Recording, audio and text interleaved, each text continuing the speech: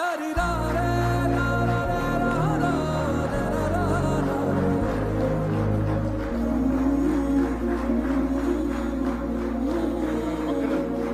నేను ఆయన పక్కన పెట్టుకుని చెప్పాలి. ఆయన నలిగిపోయారు. జైల్లో చూశాను ఆయన. పాపం భువనేశ్వర్ గారి బాధను చూశాను. నేను అనుకున్నాను, అమ్మ మీరు కన్నీళ్ళు పెట్టుకోండి, మంచి రోజులు వస్తాయని చెప్పిన మంచి రోజులు వచ్చింది. వారికి మనస్ఫూర్తిగా వారికి నా హృదయపూర్వక శుభాకాంక్షలు. మీరు అద్భుతమైన పాలన ఇవ్వాలి అందరికీ మనస్ఫూర్తిగా మీకు నేను తెలియజేసుకోవచ్చు.